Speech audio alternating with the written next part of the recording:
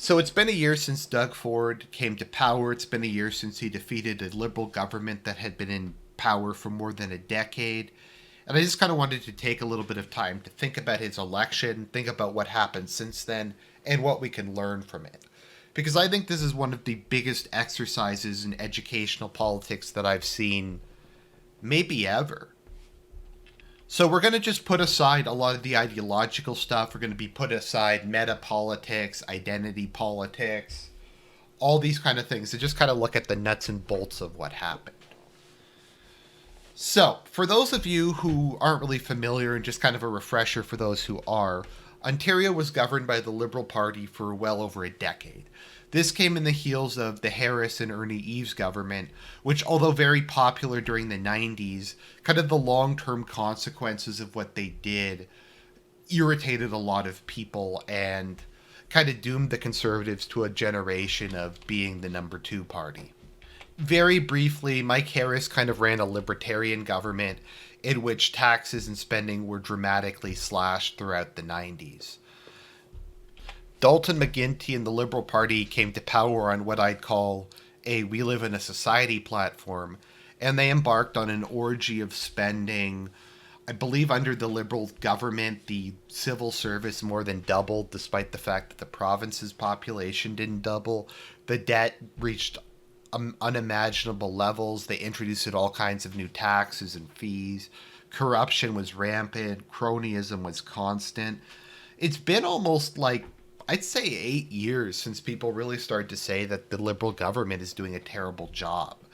And most people I've met, even people who vote for the Liberal Party, seem to believe that. Basically, the only reason they've been in power so long is the Conservatives had a stream of really inept leaders who didn't know what they were doing and lost elections they should have easily been able to win. Literally, in a lot of cases, if the leader had have just gone to like a cabin in Muskoka and not said anything, they probably would have won a comfortable majority, but they were just really stupid and they brought up bad issues and they were personally embarrassing and the whole thing just turned into a disaster time after time after time.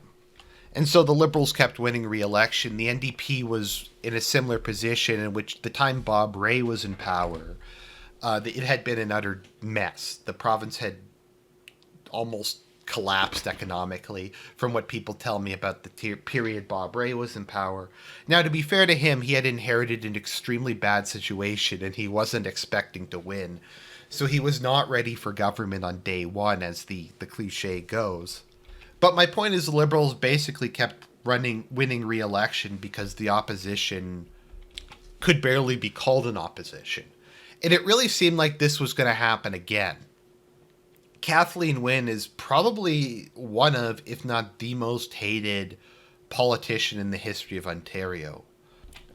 Particularly in the second half of her term in power, her approval rating never was above 20. It was always like 17, 18, 16% of the province approved of her, meaning like half of her own party didn't even approve of her. In many polls, well over half the province expressed disapproval of her. But despite that, the Liberals were still leading in the polls up to like 6 months before the election. And it looked like they were just going to win again because Patrick Brown got taken down in a Me Too moment and the Conservatives had to struggle and had a leadership election, which in a lot of ways was kind of a disaster, at least administratively. And Doug Ford wound up winning. Now, to be honest, I voted in the leadership election. People might be surprised how I voted. My first choice was Tanya Granick-Allen, who was a social conservative who ran. And then my second choice was actually Christine Elliott, who's kind of seen as a red Tory or like a centrist conservative, I guess kind of more of a liberal conservative. And I voted for her for second just because I wanted Kathleen Wynne gone. And I figured she'd be a mild candidate who would just win without putting in any real effort. And I knew Dougie because Dougie always screws it up. He can't keep his mouth shut. He has a very authoritarian political style. He's very bad at managing the public, unlike his brother. Now, Rob Ford, for his part, was a very flawed man. He had a lot of demons within him. He had a lot of addictions, but he was very good at reading the public. He was very good at figuring out what the public wanted and responding to it. Doug is not good at that. Doug has a very my way or the highway. I'm going to tell you what's good for you and you're going to like it. Part of the issue with this, though, is no one has any idea what he's telling them because his time in government is completely incoherent. But Dougie kind of surprised everybody. When he became leader of the party, he didn't really say much. He was very subdued. He let his surrogates, like some of the strong female leaders of the Conservative Party, kind of out to talk. He was very vague about what he wanted to do. And he just kind of won by default. And that was really what he needed to do. And he won a comfortable majority. And he entered into this period with an immense amount of goodwill. I think there was a lot of tolerance. It was widely acknowledged, and you very rarely see this, that the Liberals had done a very poor job managing the province financially. Money was being spent like crazy. The province was in huge amounts of debt. Things were going to have to be cut. Adult decisions were going to have to be made. And I think by and large people accepted that. I think people accepted that the financial situation was bad and we were going to need austerity. And even if a lot of people didn't like Ford personally, a lot of people like Catherine Mulroney? Whatever, Caroline Mulroney. A lot of people liked her, and a lot of people liked Christine Elliott and some of the other conservative leaders, and they were willing, once they got into cabinet, they're like, oh, well, they'll at least do a good job. And like I said, I think there was an immense amount of goodwill, and there was an understanding that hard decisions were going to have to be made. Now, what wound up happening is this goodwill almost immediately disappeared, and that's because Doug Ford is very, very bad at politics. The fact that he won an election, I think, is more of a testament to luck, kind of being in the right place at the right time, than really any particular competency on his part. And something his defenders will say, and this is like a lot of people, myself included, who defend Trump will say, well, literally everybody wants him to fail. The media never gave him a chance. When we look at his brother, we had the media publishing stories like that he had ordered people whacked in jail. They were making up all these, like, while some of the drug allegations wound up being true, at the time they didn't have any evidence. They were just accusing him of everything. There were people who were like spying on him in his house and like taking pictures of his kids. And it was really messed up. And I think a lot of the problems he faced was because of that. And I think it was the media and some of the left-wing counselors said, we're not going to let Rob Ford finish a term in office. And obviously that's the case with Doug, and that's the case with Trump. A lot of Trump's failures, I think you can blame on the fact that the media has basically been trying to get him impeached. The government, like the bureaucracy, has stalled him at every opportunity, and he's been under constant criminal investigations for the last 3 years. And I'll cut him a bit of slack for that reason. But at the same time, how much of this is Trump constantly stirring the pot on Twitter and Facebook? How much of this is him picking personal fights with people and just distracting from the job of actually running the country? And I make this comparison because Dougie's very similar in a lot of ways to Trump. Now, he's not ideologically similar. There's this idea that Dougie is like some far-right, like neo-Nazi, alt-right guy. I've never seen any real evidence of that. He's not even particularly fiscally conservative. His populism is very skin deep. The whole for the people thing is just kind of a meme. He always struck me as a guy who just wanted to get power by any means necessary and was willing to do whatever it took, just not in a particularly competent way. So I'd say Trump is a lot more ideologically motivated, and maybe that's the reason why he's hung on to his support base for a lot longer than Dougie has. So to get back to our story, when Dougie came to power, he had a very, very small platform. There was going to be a government of an audit of government services. They were going to ask for like a 1% reduction of the civil service budget. They were going to stall the minimum wage increase, and they were going to allow a buck a beer. And that was like basically what they're I think there's a couple other minor things. Also the sex ed curriculum, which was the main reason I voted. But there wasn't really much of a platform, so no one really knew what he was going to do when he got into power. And kind of in the first couple months, you had a lot of good things from my perspective happen and things that were very popular. He ended catering at a lot of government meetings. Before it was something like, I don't know, it would be like $100 or some really huge amount of money to get catering for a meeting. And Dougie said, no, it's going to be pizza and you have to buy your own pizza. And the thing is, do I really begrudge the government if they're having like a staff meeting or a board meeting or something, and they want to get a couple Tim's coffees and a box of donuts or some muffins or something, and it's like $25? That doesn't really bother me, but from what people tell me and from what research I've done, it's nothing like that. It's extremely overpriced sandwiches.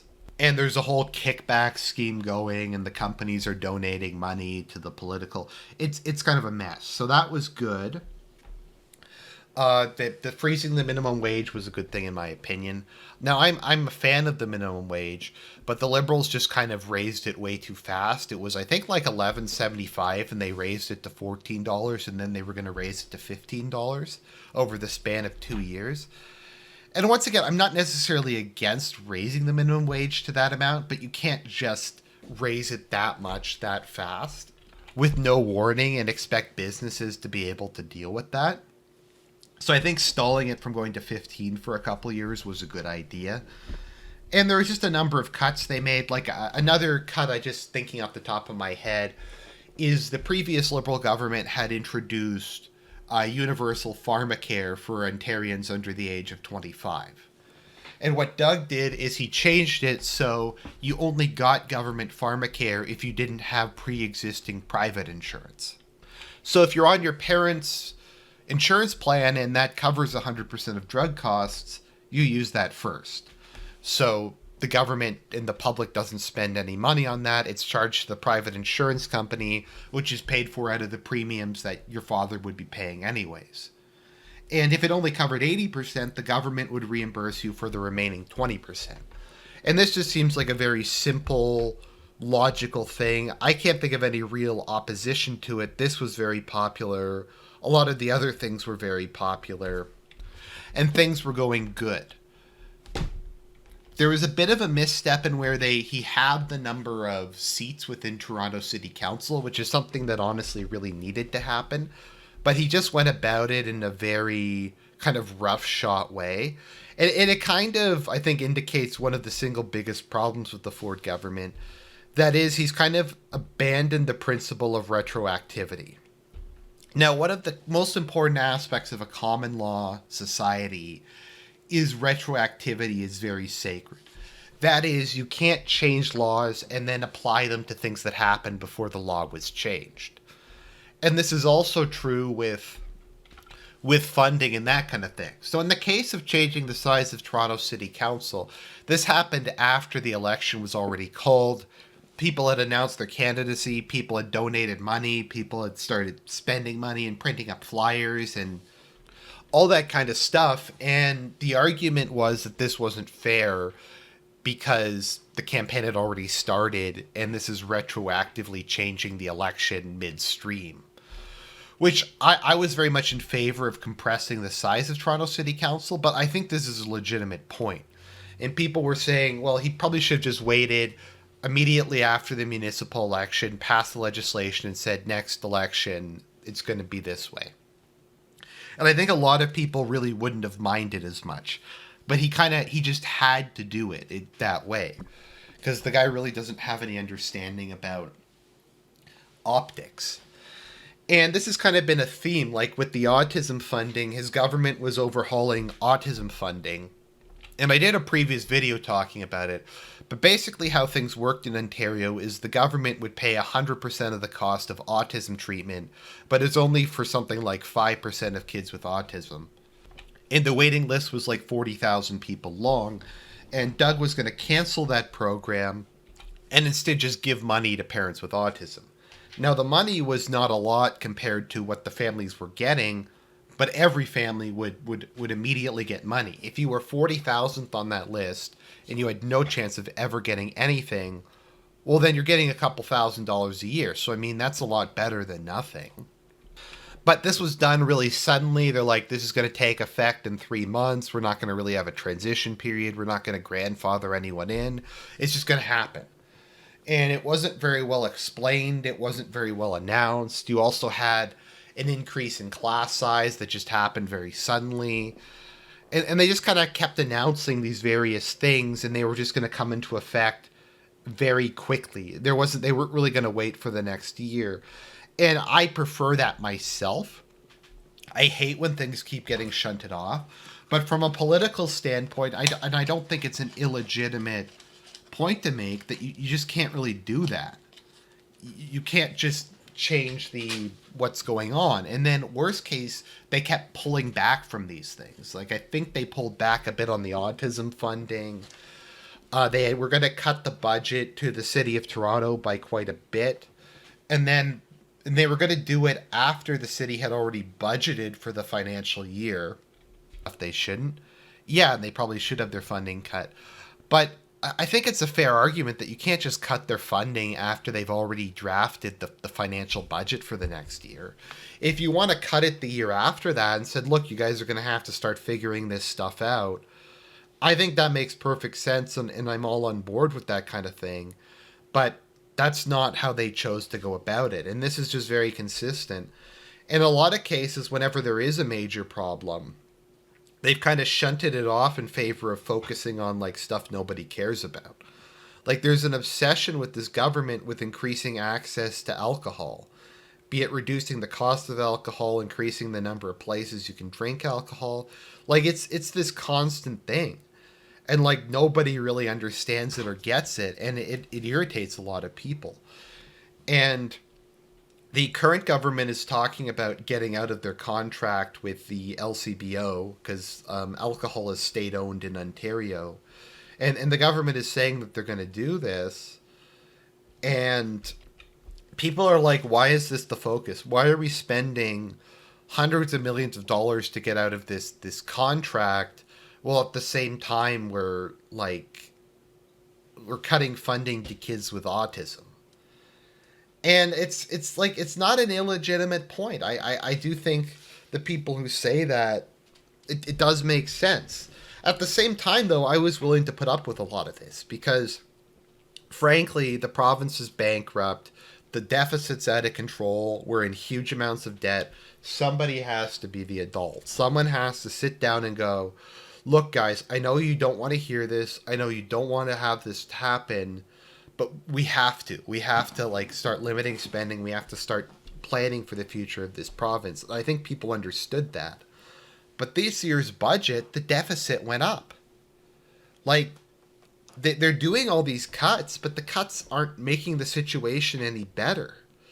I don't even know if they've really cut taxes. They've just increased spending on like other stuff. And it's a mess. And I kind of feel a bit betrayed because I think people were sold a certain bill of goods. They were told this stuff is going to happen. And it just keeps going in this direction. And Doug is now at approval ratings similar to Kathleen Wynne. Similar to like who is probably the least popular premier in Ontario's history. And there's still 2 years to go before the election. And now people hate him. Even his supporters hate him because he didn't do what he said he was going to do. He didn't balance the budget. He didn't improve the province's financial situation. And you just have this chaotic system of government where people are like Randy Hillier are getting tossed out for like no real reason. Policies keep getting announced and then they pull back on them. Like, it's a total mess. It's a total shit show at the moment. And it doesn't look like it just looks like it's going to get worse. And the Liberals or NDP might very well win the next election. Because all the goodwill is now gone. And it's just a very fascinating, it's got to be one of the biggest political rises and falls. Now, can he still turn this around? Yeah, there's lots of time to go before the next election. It's quite possible. It's probable even that he might be able to turn this around. But it is just very interesting how rapidly things are changing. And I do think it's a very good political example to us, and I think it does show that even if the media does hate you, sometimes it's not just the media. Sometimes to use the old cliche, sometimes it's not you, it's me. And I think that's very much the case with Doug Ford, and I don't see this dumpster fire stopping anytime in the near future. I just think it's going to get worse and worse and worse. Who knows if he'll even finish his term as premier, so we'll have to find out about that. Anyways, this is Argent. I hope you enjoyed the video. I hope you learned something. As always, we must dissent.